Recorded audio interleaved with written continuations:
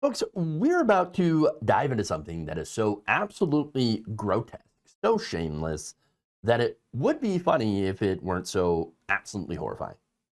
ProPublica has revealed that the Trump White House, same administration claiming to be tough on crime and to protect women and girls, had actually intervened to protect Andrew Tate from a federal investigation.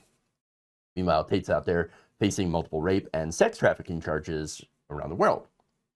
So here's what happened. Federal agents at the U.S. border had seized electronic devices from Tate and his brother after refusing to give customs officers their passwords.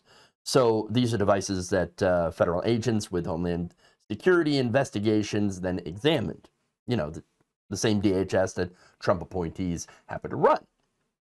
But then the White House decided, I'm going to get involved because, well, I like the Tate brothers. They ended up chiding federal authorities for taking those devices and then told them to give the devices back.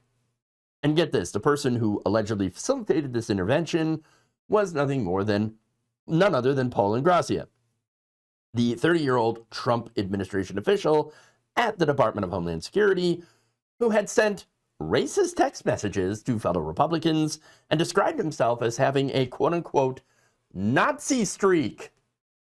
Yeah, so let me get this straight. Trump White House officials, one of whom had admitted to having Nazi tendencies, had protected a man facing rape and sex trafficking charges from being the subject of a federal investigation. And if you believe that is the worst of it, just wait. Okay, you haven't heard nothing yet. I've already talked about some of Ingrassia's other controversies.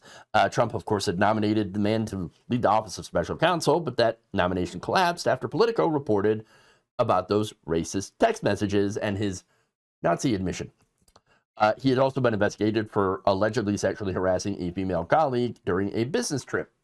So no wonder he sees, I guess, something in Andrew Tate. The birds of a feather, or rapists of a feather, allegedly.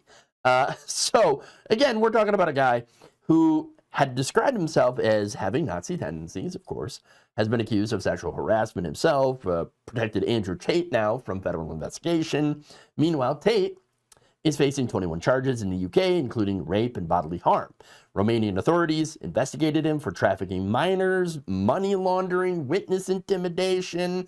There's allegedly 35 victims and approximately $2.8 million in proceeds from sexual exploitation. I mean, this guy's the worst of the worst, okay?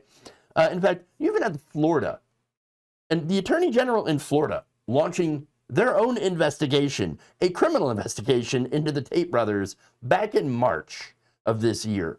Okay, how bad do you have to be to have Florida investigate you? Okay, and this is the thing that really gets me about this, okay? You got Trump officials literally protecting someone who preys on women while simultaneously appointing people like Ingrassia, who also have documented patterns of misogyny and racism. It's almost like they don't care about women at all, really. To me, it's not just about hypocrisy, right? No, this feels like a coordinated effort to shield sexual predators and exploiters from receiving actual justice, which again, to me, makes a lot of sense because kind of who Trump is. Again, we're talking about a White House that claimed to represent family values, law and order, to protect women, and yet they're intervening to help a man accused of multiple rapes and running what prosecutors alleged is a sex trafficking operation. Again, shouldn't be a shocker, though, considering Trump's own history, being credibly accused of rape and sexual assault and was even found liable for sexual abuse. Okay? Now, the White House, of course, declined to answer whether Ingrassia was acting independently or representing the administration's wishes.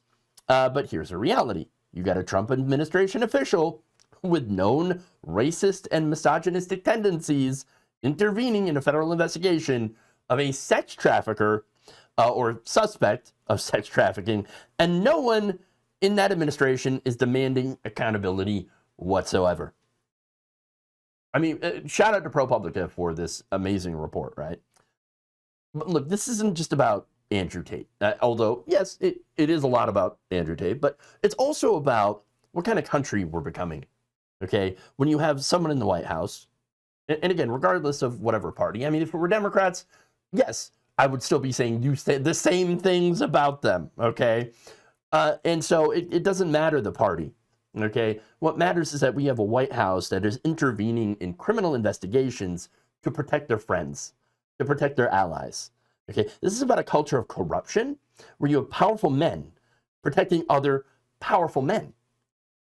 Andrew Tate's not a random person, okay? He's somebody who's built a massive online following, pushing misogyny, violence, sexual exploitation.